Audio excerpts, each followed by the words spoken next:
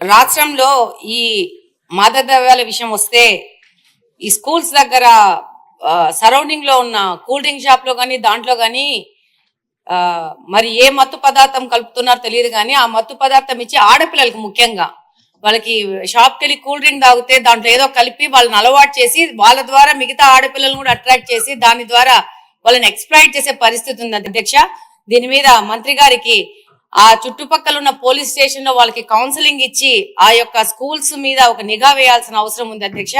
రెండో పాయింట్ ఏంటంటే గాంజా తగ్గుముఖం పట్టింది కానీ వాటి మీద ఏమాత్రము ఈజీగా తీసుకోకుండా దాని మీద ఇంకా కఠిన చర్యలు తీసుకొని వాళ్ళ మీద ఈ పెడ్లర్స్ మీద కఠినమైన కేసులు బుక్ చేయాల్సిన అవసరం ఉంది అధ్యక్ష.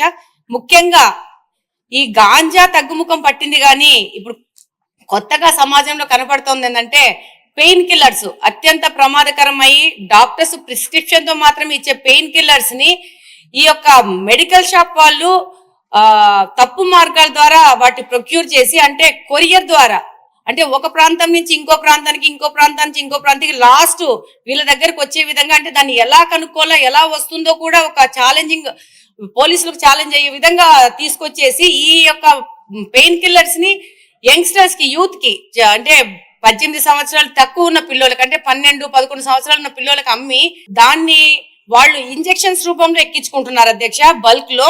దాని వల్ల వాళ్ళ ఆరోగ్యం దెబ్బతింటా ఉంది. ఇంట్లో వాళ్ళు తల్లుల దగ్గర వాళ్ళని కొట్టి వాళ్ళని హింసించి కూడా డబ్బులు దొంగతనం చేయడం కానీ వాళ్ళని హింసించి తీసుకుపోవడం జరుగుతుంది వీటిని కొనుక్కోవడానికి.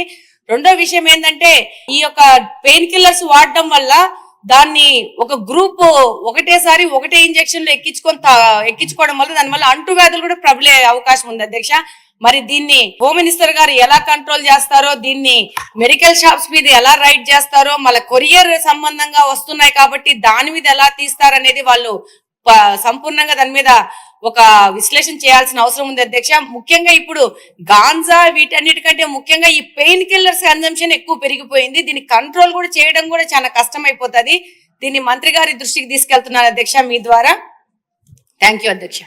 రాష్ట్రంలో ఈ మాదక ద్రవ్యాల విషయం వస్తే ఈ స్కూల్స్ దగ్గర సరౌండింగ్ లో ఉన్న కూల్ డ్రింక్ షాప్ లో కానీ దాంట్లో కానీ మరి ఏ మత్తు పదార్థం కలుపుతున్నారో తెలియదు కానీ ఆ మత్తు పదార్థం ఇచ్చి ఆడపిల్లలకి ముఖ్యంగా వాళ్ళకి షాప్కి వెళ్ళి కూల్ డ్రింక్ తాగితే దాంట్లో ఏదో కలిపి వాళ్ళని అలవాటు చేసి వాళ్ళ ద్వారా మిగతా ఆడపిల్లలను కూడా అట్రాక్ట్ చేసి దాని ద్వారా వాళ్ళని ఎక్స్‌ప్లాయిట్ చేసే పరిస్థితి ఉంది అధ్యక్ష.